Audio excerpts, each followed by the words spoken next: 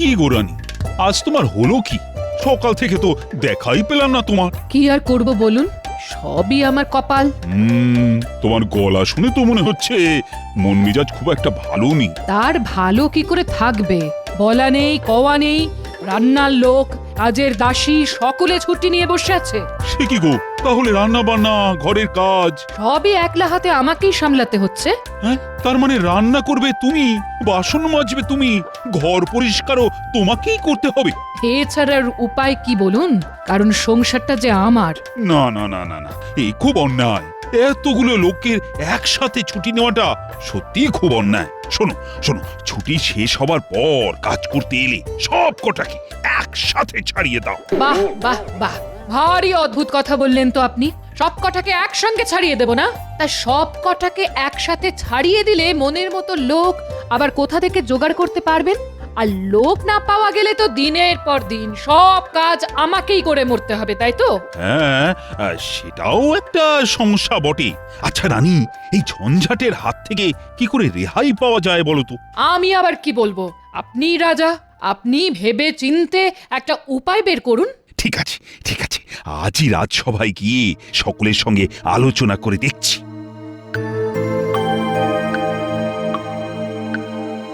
মহারাজ আজ কেন এত বিমর্ষ? মনে নেই কেন কোনো হর্ষ? কি করে থাকবে বলো? রাজবাড়ির সব কটা দাসদাসী আজ একসাথে ছুটি নিয়েছে। তোমাদের রানীমার যে কি কষ্ট বলে বোঝাতে পারবো না। আসলে কাজের লোক রাখার এটাই হলো ঝামেলা। ভাবো ভাবো, তোমরা সকলে ভেবেচিন্তে এমন একটা উপায় বের করো যাতে কাজের লোকের হাত থেকে রেহাই পাওয়া যায়। ঠিক বুঝলাম না মহারাজ। মানে এমন কিছু যা দিয়ে কাজের লোকের সব কাজ করিয়ে নেওয়া যায়। আচ্ছা বিজ্ঞানী, তুমি কি কিছু করতে পারো না? বিজ্ঞানে এর একটা উপায় অবশ্য আছে। আছে? তাহলে আর দেরি না করে বলে ফেলো। উপায়টা হচ্ছে যন্ত্র মানব। মানে সেটা একটা যন্ত্র, কিন্তু কাজকর্ম সব মানুষের মতো। আর মানুষের মতো তার খিদে, তেষ্টা, ক্লান্তি থাকবে না। ফলে কাজ করবে নিরলস। যেহেতু যন্ত্র, তাই সে ছুটিও চাইবে না আর কামাইও করবে না। বাবা বাবা বাবা, কি কথাই শোনালে তুমি! এই না হলে বিজ্ঞানী। তাহলে আর দেরি না করে কাল থেকে এই যন্ত্র মানব বানাতে লেগে পড়ো। তা কদিনের মধ্যে তৈরি হবে এই যন্ত্র মানব? কদিন কি বলছেন মহারাজ? কত সূক্ষ্ম সূক্ষ্ম কলকবজা, কত পরীক্ষা নিরীক্ষা, এসব করতে বেশ কয়েক মাস সময় তো লাগবেই। বেশ কয়েক মাস? হ্যাঁ মহারাজ, বছরও ঘুরে যেতে পারে। ব্যাস বোঝো, সমস্যা হয়েছে এখন, আর সমাধান হবে বছর ঘুরে যাবার পর। তুমি না একটা বাজে বিজ্ঞানী। সে আপনি বলতেই পারেন, তবে বিজ্ঞান তো আর আমার আপনার কথা মতো চলবে না। বিজ্ঞান চলবে তার নিয়মে। অত নিয়ম টিয়ম আমায় দেখিও না তো মহারাজ, ব্যাপারটা আমার ওপর ছেড়ে দিন। যন্ত্র মানবের কথাটা যখন জেনে গেছি, তখন দেখি কত তাড়াতাড়ি একটা হিল্লে করা যায়। এমন ভাবে কথাটা বললেন যেন আজ রাত থেকেই আপনি যন্ত্র মানব বানাতে বসে যাবেন। আরে আমি না বসলেও যে বসার সে বসে যাবে, আর কয়েকদিনের মধ্যেই একটা আস্ত যন্ত্র মানব সে হাসতে হাসতে বানিয়ে দেবে, বুঝলে? এমন একটা বিশাল মাপের বিজ্ঞানীকে আমার জানা আছে। তাহলে আর দেরি করো না মন্ত্রী, কালই তার কাছে গিয়ে একটা যন্ত্র মানব বানাবার বায়না দিয়ে এসো। যন্ত্রমানব বানাবার জন্যে মহারাজের কাছ থেকে নগদ 1000 টাকা বায়না নিয়ে এসেছি। এরপর খেপে খেপে আরও টাকা। টাকা নিয়ে নিয়ে মহারাজের কোষাগার একেবারে ফাঁকা করে দেব। যা একটা মতলব বের করেছি না, কিন্তু সে বেটারা এখনো এলো না কেন? এসে গেছি মন্ত্রীমশাই। শোন, তোদের মধ্যে একজনকে একটা কাজ করতে হবে। বল, কে করতে রাজি আছিস? আগে তো কাজটা শুনি, তারপর না হয় ঠিক করা যাবে কে করবে। একটা টিনের খোলের মধ্যে তোদের একজনকে থাকতে হবে। উপযুক্ত পারিশ্রমিক পেলে আমরা কি পারি আর কি পারি না সেটা তো আপনি ভালো করেই জানেন মন্ত্রী মশাই। এই তো কাজের লোকের মতো কথা। কিন্তু ওই পারিশ্রমিক ধর প্রতি মাসে 50 টাকা। 50 টাকা? মন্ত্রী মশাই আমি রাজি। আমিও রাজি। ঠিক আছে, দুজনেই কাজ পাবি। 1 মাস বটা আর পরের মাস ঘটা, এইভাবে মাসের পর মাস চালাতে হবে। এবার তাহলে ঝেড়ে কাশুন, মানে টিনের খোলের মধ্যে বসে কি করতে হবে সেটা আদ্যপান্ত খুলে বলুন। কেননা আপনাকে তো চিনি, খুব কঠিন কিছু না হলে এক কথায় 50 টাকা দিতে রাজি হতেন না। তাহলে মাথা ঠান্ডা করে যা বলছি সেটা মন দিয়ে শোন। কিরে, বুঝতে পারলি তো? খুব বুঝতে পেরেছি। একটা টিনের খোলের মধ্যে ঢুকে যন্ত্রমানব সেজে রাজবাড়ির সব কাজ করে দিতে হবে। কিন্তু মন্ত্রী মশাই, রাজবাড়ির সব কাজ মানে তো অনেক কাজ। এই জন্যেই তো মাসে মাসে 50 টাকা করে পাবি। কিন্তু খাবো কি, শোবো কোথায়? তুই যদি প্রথম মাসে কাজ করিস তাহলে রাতের বেলা সকলে ঘুমিয়ে পড়লে ঘটা গোপনে তোকে খাবার দিয়ে আসবে, আর তারপর যেখানে পারিস সেখানে একটু ঘুমিয়ে নিবি। কিন্তু খাবার পৌঁছে দেবার জন্যে আমি কত পাবো? সেটা পাও না চিন্তা। ঠিক আছে, এর জন্যে তুই মাসে 5 টাকা করে পাবি। যন্ত্রমানব বানিয়ে নিয়ে আসবে বলে মহারাজকে ভুজুং দিয়ে মন্ত্রীমশাই তো 1000 টাকা নিয়ে চলে গেল। আচ্ছা, এই অল্প সময়ের মধ্যে বানিয়ে আনবে কি করে? আমাদের বিজ্ঞানী যেখানে অত সময় চাইলো, সেখানে ভূভারতে এমন কোনো বৈজ্ঞানিক আছে যে মাত্র কদিনের মধ্যেই যন্ত্রমানব বানিয়ে দেবে? না, ব্যাপারটার মধ্যে কেমন যেন একটা গোলমালের গন্ধ পাচ্ছি। কাল সকালেই একবার বিজ্ঞানীর কাছে যেতে হবে। বলি রাত কত হলো, খেয়াল আছে নাকি? বলি এবার ঘুমোতে হবে নাকি? ও হ্যাঁ হ্যাঁ, যাচ্ছি যাচ্ছি।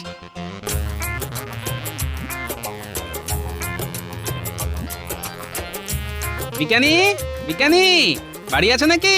হ্যাঁ, গোপাল এসো এসো, ভেতরে এসো।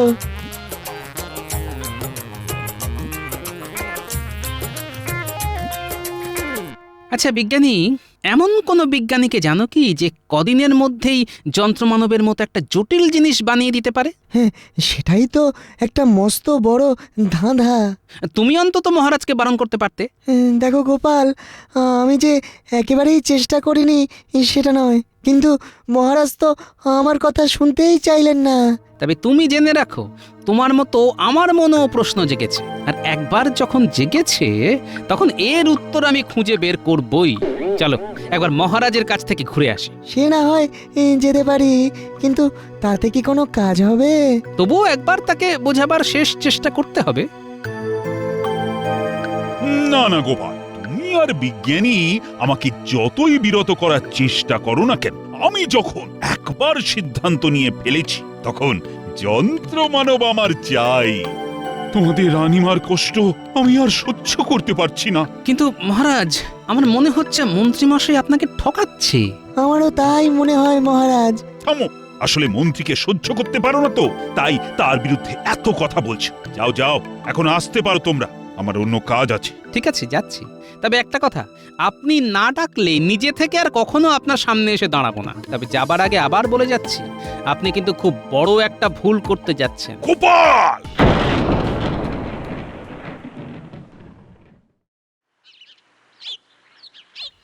এই নিন মহারাজ আপনার যন্ত্রমানব।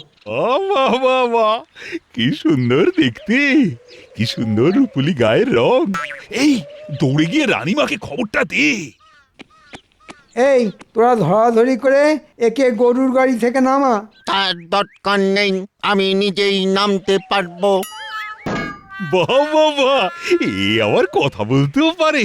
দেখলে, হতভাগাকে পই পই করে বলে দিয়েছিলাম যে তুই যন্ত্র, শুধু যন্ত্রের মতো কাজ করে যাবি, মুখে কোনো কথা বলবি না।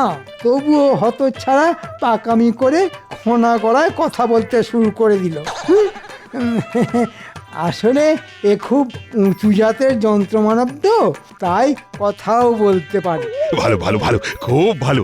তা যন্ত্রমানব, কি নাম তোমার? আগে আমার কোনো নাম নেই, আপনি যে নামে ডাকবেন সেটাই আমার নাম হবে। তাহলে আমি তোকে ঘূর্ণি বলে ডাকবো। আসলে ঘূর্ণির মতো তো কাজ করতে হবে তোকে। চিন্তা নেই, সব কাজ হয়ে যাবে। দেখো দেখো রানী, তোমার মুশকিল আসান এসে গেছে। আর কাজের লোকের জন্য কোনো চিন্তা করতে হবে না। প্রণাম রানীমা। বাবা, আমায় চিনল কি করে? আসলে খুব উঁচু জাতের যন্ত্র মানব তো, তাই চিনতে পারলাম। রানীমা, কি কাজ আছে দেখিয়ে দেবেন চলুন। মাজা ঘষা, রান্না বান্না, ভাঙা চোরা, সব কাজেই আমি সমান দক্ষ। হ্যাঁ হ্যাঁ, আয় আয় তাহলে আমার সঙ্গে আয়। আমার নাম কিন্তু ঘূর্ণি। মহারাজ দিয়েছেন। তাই নাকি? মহারাজ, একে তাহলে ভেতরে নিয়ে গিয়ে সব কাজকর্ম বুঝিয়ে দিচ্ছি। মহারাজ, তাহলে আমার মানে ওই বিজ্ঞানীর বাকি টাকাটা? আর কত দিতে হবে? চেয়েছিল তো অনেক, হাতে পায়ে ধরে 6,000-এ রাজি করিয়েছি। আগে দিয়েছিলেন 1,000, তাই বাকি রইল 5। ঠিক আছে ঠিক আছে, সঙ্গে এসে নিয়েছো। হ্যাঁ, আহা আহা, কি আনন্দ! টিনের খোল তৈরি করতে লেগেছে 100, আর বটাকে মাসে মাসে টাকা দেবে না ঘন্টা দেবে? বেটাদের এমন ফাঁদে ফেলেছি না, না পারবে গিলতে আর না পারবে ওগরাতে।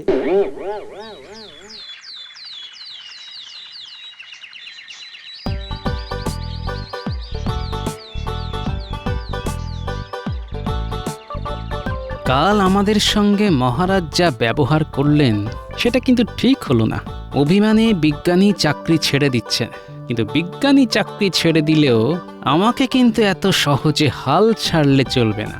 মনে যখন একটা খটকা লেগেছে, তখন এর শেষ দেখে তবেই ছাড়বো। গোপাল দাদা, তুমি শুনেছো? মন্ত্রীমশাই আজ একটা ওই যন্ত্রমানব নিয়ে এসেছেন।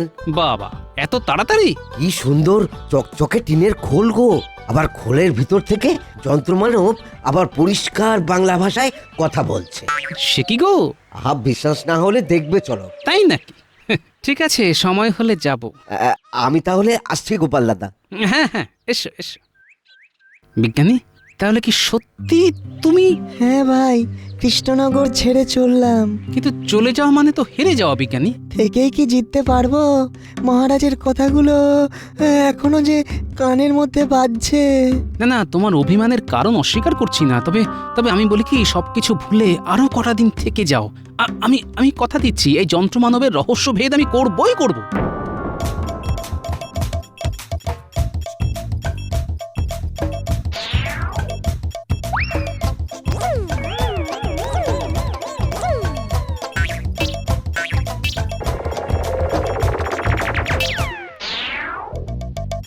বাবা, কি বড় বড় রসগোল্লা!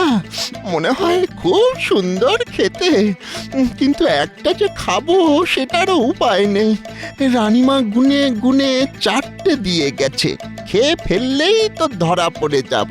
ঠিক আছে, রসগোল্লা খেতে না পারলেও খানিকটা রস তো চুষে মেরে দিই।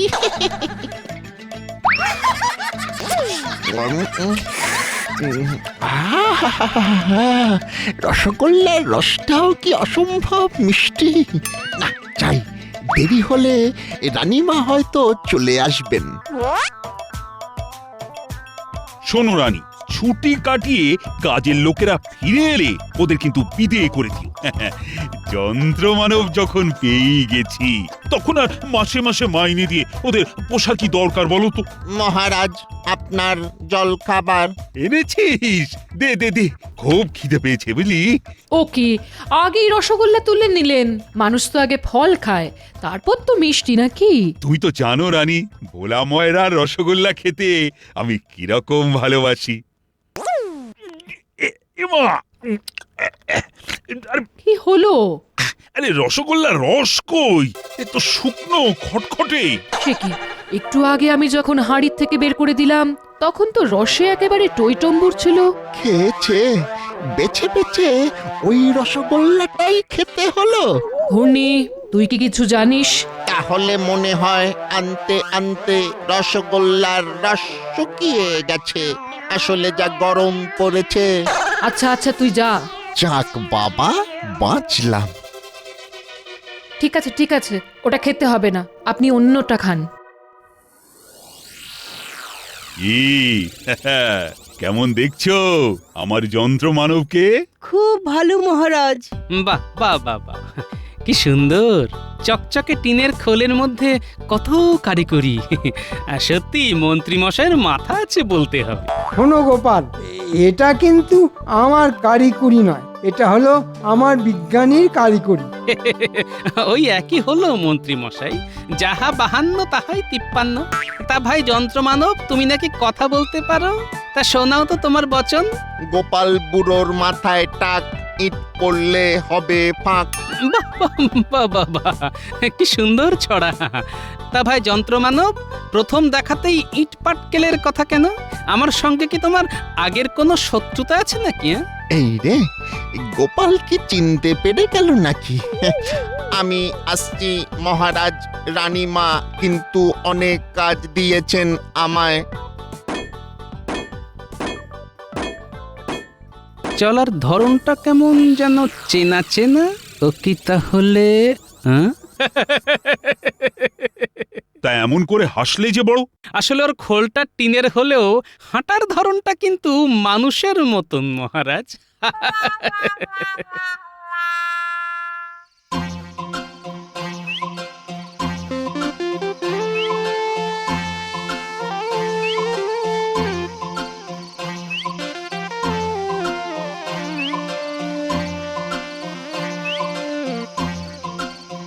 এত রাতে হাতে কৌটো নিয়ে এটা কে যাচ্ছে? না, ব্যাপারটা যে দেখতে হচ্ছে। ও, এ তো ঘটা, কিন্তু একা কেন? ওর জুড়ি আরেক মূর্তিমান কোথায়?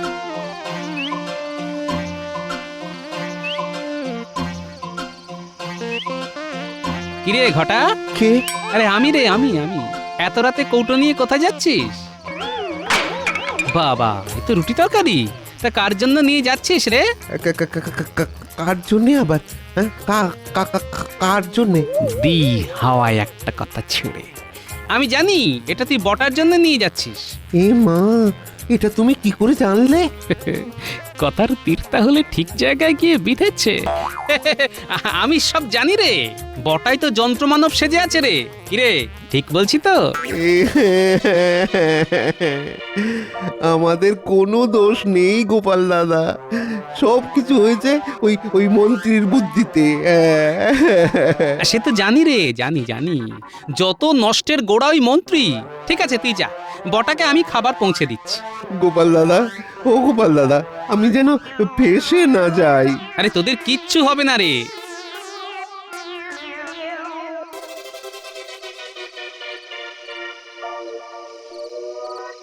ধুর ছাই, ভালো লাগে না। মাসে 50 টাকার জন্যে মন্ত্রীর কথায় নেচে কি যে ঝকমারিতে পড়লাম।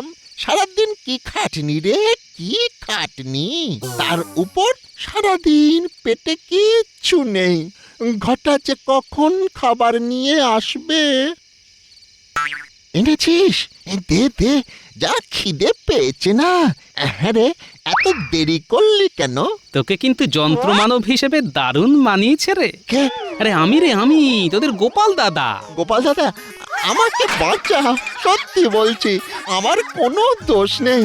ওই মন্ত্রীর কথায়। আরে আস্তে আস্তে, এত জোরে কথা বললে সকলের ঘুম ভেঙে যাবে যে। বুঝলি বটা, যন্ত্রমানব সেজে মহারাজকে ঠকাবার শাস্তি মনে হয় সারা জীবন হাজতবাস। তবে তুই যদি আমার কথা মতো কাজ করিস, তাহলে তোর শাস্তি যাতে কম হয়, আমি অন্তত সেই চেষ্টাটা করতে পারি। যা বলবে তাই করব।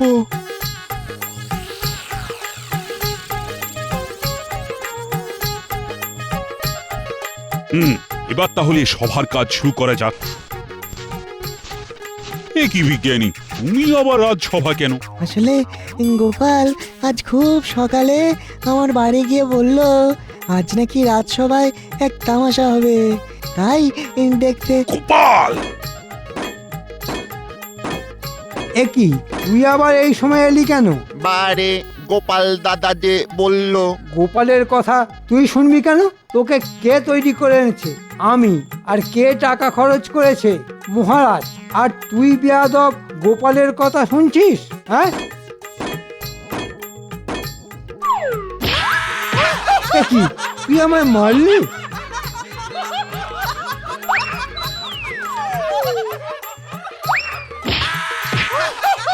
এসব কি হচ্ছে? মনে হচ্ছে যন্ত্রমানবের কলকবজা খারাপ হয়ে গেছে। কখন যে কি করে বসবে কে জানে, এরপর হয়তো আপনাকেও ধরে মারবে। সে তো তাহলে ভয়ঙ্কর ব্যাপার। এই কি করা যায় এখন? শুনুন মহারাজ, এর সারা শরীরে পাথর বেঁধে জলে ফেলে দিন মহারাজ। সেনাপতি, তাই করো। তাহলে আমি যে দম বন্ধ হয়ে মরে যাব। বটা আরে যা করেছি সব ওই মন্ত্রীর কথায়। এতে এতে আমার কোনো দোষ নেই মহারাজ। মন্ত্রী, তুমি এত বড় জোচ্চোর! এর শাস্তি কি জানো?